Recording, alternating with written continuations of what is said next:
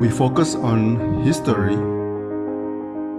culture, religion, art, social, and philosophy of Nusantara.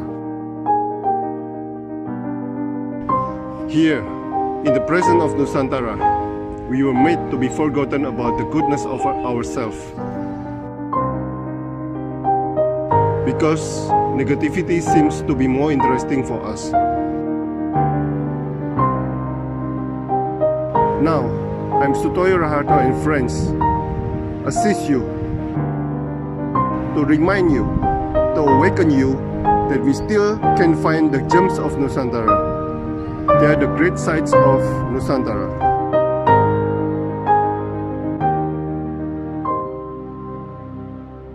Selamat sore Pak Yumif Asfah. Selamat sore Bapak. Seorang guru dan staf perpustakaan. Oke, Pak Yumif, dari Anda duduk di bangku sekolah dan keadaan siswa-siswa sekarang duduk di SD, SMP, SMA. Perbedaan apa yang Anda lihat, Mas, sebagai pendidik? Silakan. Kalau di sekolah SD, biasanya kita tidak cuma mendidik ya, sekalian ngomong juga, apalagi kalau pas itu kelas-kelas yang paling rendah, kelas 1, kelas 2, juga butuh untuk ngomong juga, dalam artian ya sekalian sebagai orang tua di sana. Buktinya rata-rata pendapat orang tua kalau sudah pasrah ke sekolah SD, apa-apa tetap disalahkan. Paling kalau nggak bisa baca, gurunya paling nggak pintar mengajari gitu. Padahal ya kita juga butuh disupport dari rumah juga, karena banyak yang dari rumah daripada di sekolahan. Kan sekolahan hanya, kalau kelas 1 kan hanya 4 sampai kelas 5 jam aja. Lebihnya kan di rumah. Nah, dengan adanya pandemi ini berbalik arah. Guru yang menyuruh, orang tua yang kelabakan. Gitu. Kebanyakan gitu. Jadi apalagi saya juga seorang anak ini tidak bisa berwudu, dan akhirnya saya menegur gurunya. Mohon maaf Bu, kalau bisa walaupun jenengan itu menyuruh anak itu supaya di video, mohon dikasih petunjuk tutorialnya. Jadi tapi jangan langsung dikasih langsung sekaligus, bertahap, mulai dari niat, dari sunnah wudhu sampai rukun wudhu gitu. Jadi sekarang ini memang berbanding terbalik rata-rata. Dan di SMP saya ngalami, kalau saya kan tidak langsung jadi guru bidang studi, hanya di perpustakaan. Jadi waktu masih belum pandemi, murid-murid saya biasanya tanya, Pak, buku kayak sosiologi, posisi katalog buku. Katalog kami kan menggunakan program InDisLab, Pak ya.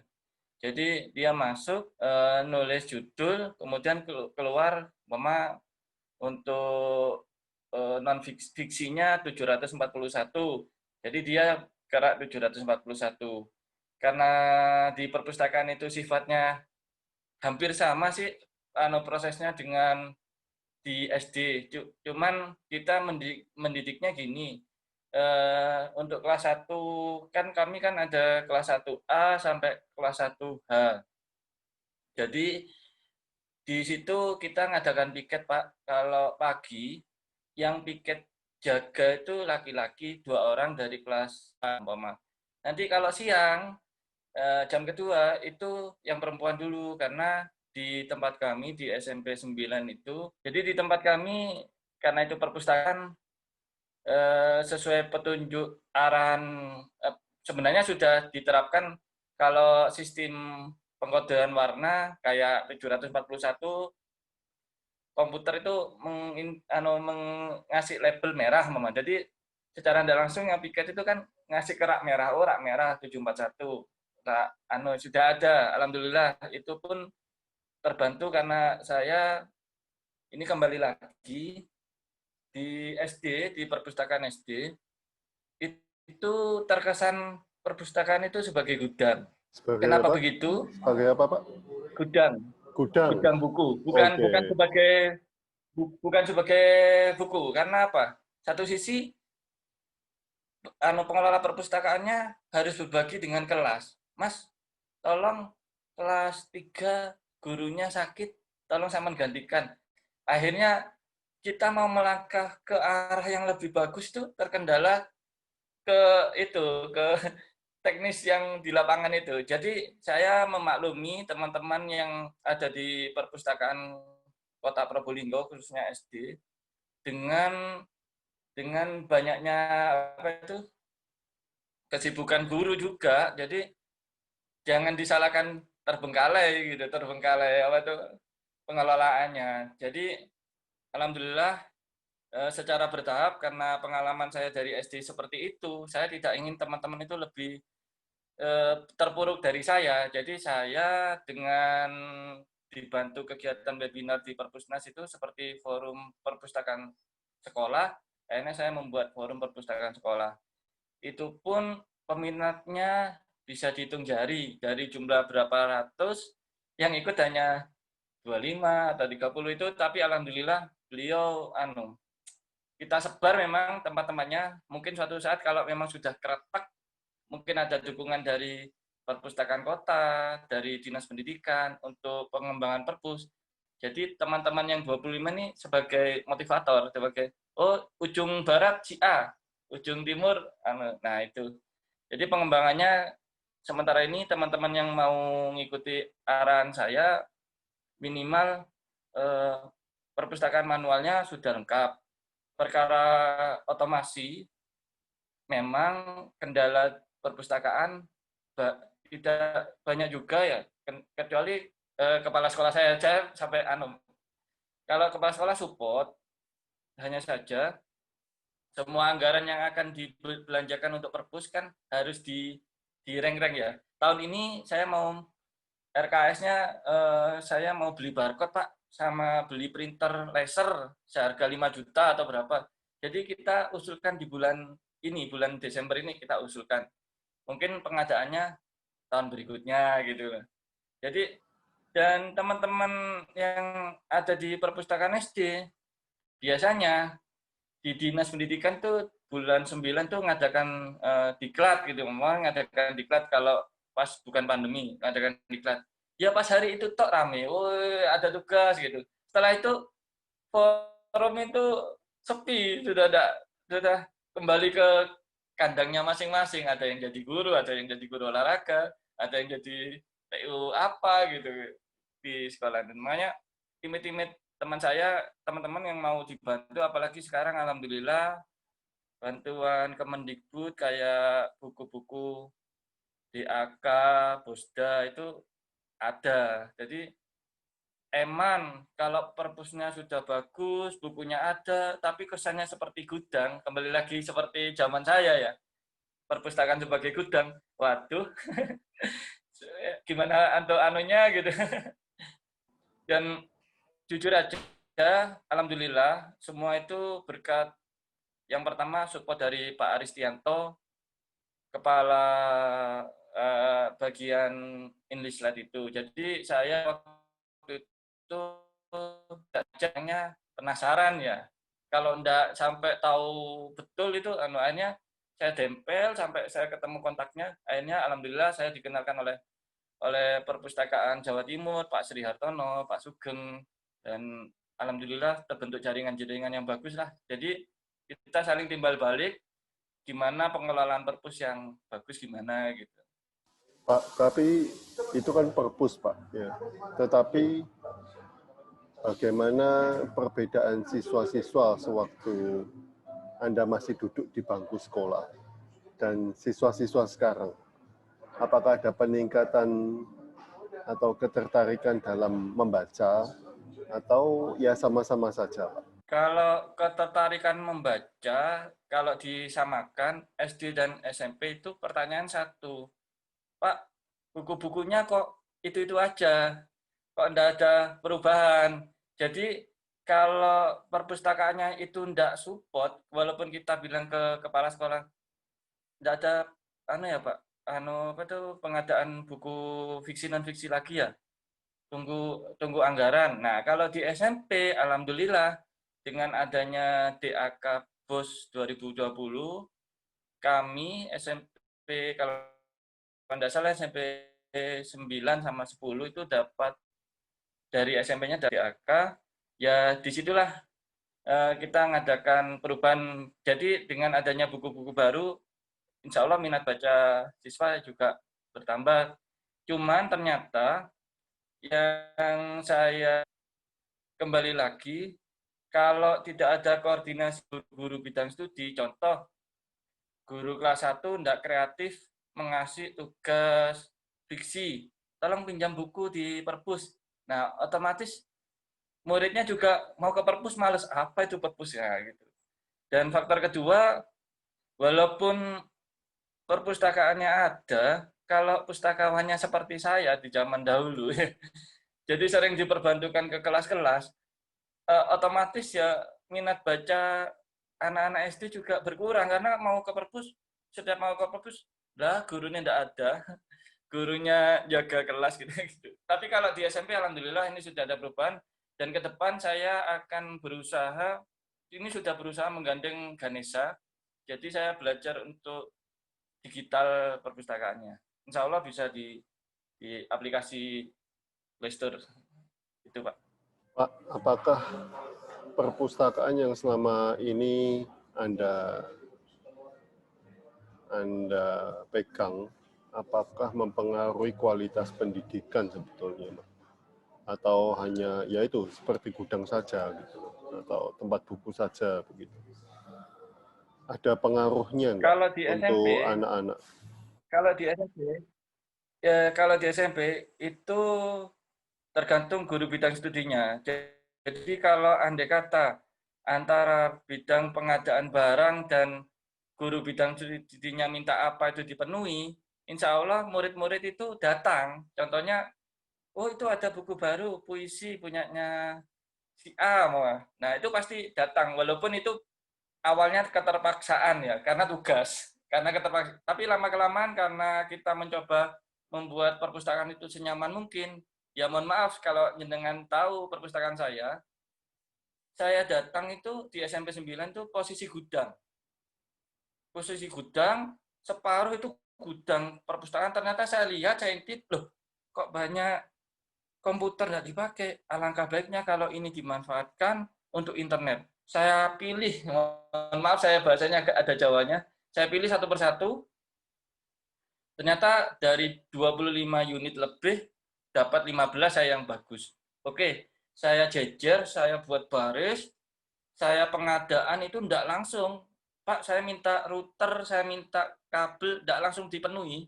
Akhirnya dengan adanya pemenuhan internet masuk, ya dengan tambah lama tambah kita di support, alhamdulillah murid-murid kala itu sebelum pandemi bisa menggunakan walaupun komputernya biasa. Gitu, Pak. Itu yang dari untuk segi minat baca murid siswa. Oke, jadi internet ya. Tapi kalau buku bagaimana, Pak? Kalau dari segi buku, awal saya datang itu di sana sudah menggunakan sistem kalau yang mau lulus tidak diwajibkan sih berkenan untuk menyumbangkan satu buku fiksi ditaruh di perpus. Tapi karena waktu itu ada program literasi sekolah, jadi setiap kelas kan ada buku literasi walaupun hanya 1 meter lebar, panjang 2 meter itu kan rak literasi. Nah, di saat murid itu akan naik ke kelas 2, ya, jadi buku-buku itu kita amankan ke perpus. Alasannya, mau dipakai perpus, ditaruh di perpus. Alasannya kalau tidak digitukan, nanti buku diambil lagi sama yang punya. Yang padahal itu kan sudah bahkan di pojok-pojok. Nah, nanti kalau sudah masuk lagi, kita tetap berusaha monggo menyumbang satu buku. Nah, dengan adanya menyumbang bukunya sendiri-sendiri, andai kata buku itu hilang, kan sama-sama menjaga. Loh, buku hilang. dicari. Nah, kalau buku itu dari sekolahan terus ditaruh di kelas-kelas, otomatis nggak merasa, nggak apa-apa, nggak ada yang tahu aja, saya ambil aja, bukunya kan nggak kelar gitu. Itu dari segi literasinya gitu, Pak. Oke. Perpustakaan adalah sumber ilmu, Mas. Okay. Bagaimana Anda terjun di dunia perpustakaan ini, Pak? Awalnya saya belajar untuk berinovasi. Pertama, saya membuka buku namanya EDDC. Dulu EDDC, waktu ya baca itu EDDC 16. Betapa sulitnya EDDC itu karena kita mengelompokkan sesuatu buku itu terkadang menurut kita, ini fiksi 741 karena ada mohon maaf pakai bahasa muskimus ya, ada kartun-kartunnya. Ternyata ini tergolong 813 fiksi Indonesia. Jadi terkadang ada, jadi perbedaan itu waktu itu saya merasakan, saya butuh didiklat ini. Nah akhirnya segala diklat yang ada, ya mohon maaf sampai sekarang dengan honor yang ada itu saya bayarkan, ada diklat dari Jogja, waktu itu tidak ada webinar, masih kalau mau diklat ke hotel ini bayar 250 5 jam. Apa yang saya dapat hanya kertas, tidak bisa dipraktekkan. Nah, di saat diklat-diklat itu saya ikuti berbayar di 2013 baru terbuka saya pikiran. Waktu itu yang mengadakan Pak Sugeng, insya Allah orang Jawa Timur, atau Pak Sri. Waktu itu pengenalan Senayan 5. Nah, waktu itu ada praktek pembuatan, kita diajak ke studi banding ke MIN, Madrasah Ibtidaiyah Negeri Malang, terus dari situlah saya kebuka akhirnya, oh iya, kalau saya itu memang pustakawan, berarti gimana caranya anak itu senang membaca di sini dulu. Nah, akhirnya, ya mohon maaf karena saya ada keterampilan elektro ya. Nah, kebetulan di sekolahan juga perpusnya tidak ada kipas, kita untuk mengadang kipas tuh perpus tuh nomor berapanya, yang penting ruangan TU bagus, ruangan guru bagus, TU perpus itu hanya, ya mohon maaf ini tidak menjelekkan, hanya sisa-sisa yang rusak, akhirnya saya perbaiki di SD itu. Oh ini jadi saya kasih untuk ruang perpus, akhirnya nyaman dia. Tapi sambil lalu saya gesek-gesek kepala sekolah SD. Ayo Bu, kita dikasih inovasi biar anak-anak sejuk gimana, terus itu pun kadang iya besok, iya, tapi tidak terlaksana. Sampai akhirnya suatu saat saya kalau di SD terus berarti saya tidak ada peningkatan ini. Saya harus hijrah ke SMP. Dan waktu itu tidak mungkin untuk mutasi dari SD ke SMP, itu tidak mungkin. Akhirnya saya mencoba menawarkan diri tentang program otomasi itu ke salah satu SMP, akhirnya berkenan menerima saya. Akhirnya inovasi itu saya tetap inovasi terus, walaupun saya harus merangkak. Apa yang ada saya manfaatkan, itu. Jadi penataan yang sekiranya Perpus Jatim itu bilang, Mas kalau bisa rak majalah sama rak majalah jadikan satu, rak untuk membaca di sini, saya ikuti arahan itu. Alhamdulillah sekarang setiap meja-meja itu saya tulis ini pustakawan 1, 2, 3 Mama. Terus ini untuk kegiatan input data, input kan ini masih input manual ya. Yang untuk pengembalian saya sudah pakai barcode Pak, pakai yang di Indomaret itu kayaknya. Itu inovasinya. Nah, apa yang Anda suka dari perpustakaan, Pak? Perpustakaan di saat senggang saya suka membaca. Karena dari membaca itu kan saya juga punya ponakan, anak-anak kecil, terus di rumah kadang anak-anak tetangga bermain, jadi kita bisa menceritakan dongeng-dongeng si kancil atau apa. Jadi saya ingin dengan adanya di Perpus itu seperti yang anak-anak itu diarahkan untuk tidak selalu gadget. Yang saya herankan kan sekarang anak-anak kecil sudah lagunya lagu dewasa. Lagu-lagu anak-anak tenggelam, tidak ada. Apalagi membaca. Kalau tidak dari gadget baru dibaca. Kalau buku biasa tidak berkenan, apalagi tidak menarik. Gitu. Oke. Bagaimana minat baca siswa-siswa zaman now, Mas? Zaman now itu rata-rata pertama dari, ya enggak semuanya sih, ada yang dari keterpaksaan dulu karena ada tugas baru dia membaca. Nah, karena zaman now ini sekarang modelnya Android ya. Jadi mau tidak mau, suka tidak suka, walaupun itu sulit untuk saya ucapkan ke kepala sekolah karena untuk ke e-book kita harus bekerja sama dengan Kubuku. Dan sambil menunggu Indislet itu berbasis Android atau apa nantinya. Nah, jadi saya berusaha untuk ini Pak, kebutuhan SMP 9 e-booknya kalau berkenan Kubuku dengan berlangganan sekian juta, dapat buku sekian. Jadi murid-murid itu senang membaca di gadget itu aja kalau yang zaman now sekarang. Mungkin untuk sekarang saya masih merintis supaya murid SMP itu bisa jurnal. Jadi saya harus, karena saya bukan guru bahasa, bagaimana cara menggandeng dengan guru bahasa untuk memunculkan anak-anak yang bisa mengarang, membuat jurnal atau apa gitu. Saya munculkan. Jadi untuk tambahan literasi di perpustakaan. Gitu, Pak. Jurnal ya, sama teknologi. Iya, teknologi. Oke, sebagai seorang pustakawan, apa yang sudah Anda perbuat agar minat baca mereka meningkat, Pak? Minat baca meningkat tanpa didukung guru-guru kelas, guru-guru bidang suci, itu saya merasa nol karena beliau support dari bawah anak-anak. Karena dengan support itu, beliau akan datang, anak-anak akan datang ke perpus, Pak, saya mau pinjam buku ini. Oh ya sudah di rak situ. Tapi kalau tanpa disupport, jangankan untuk masuk, paling milih di kantin lebih enak daripada di perpustakaan gitu. Tapi saya berusaha kesan perpustakaan itu tidak killer. Kalau dulu perpustakaan rame, penjaganya marah. Tapi karena ini ada pengarahan dari, ya jangan terlalu kelihatan killer, terus penataan perpusnya jangan menghadap langsung ke siswa. Jadi kalau ruangan perpustakawan itu menghadap langsung ke siswa, siswa itu kayak tanggung mau baca, mau beraktivitas juga tanggung gitu. Jadi saya berusaha gimana caranya supaya tidak langsung menghadap ke siswa, penataannya gitu. Oke, Gitu, Pak. oke. Nah, tadi saya sudah tanyakan ya, apa yang Anda sukai dari dunia perpustakaan. Ya, Nah, benar.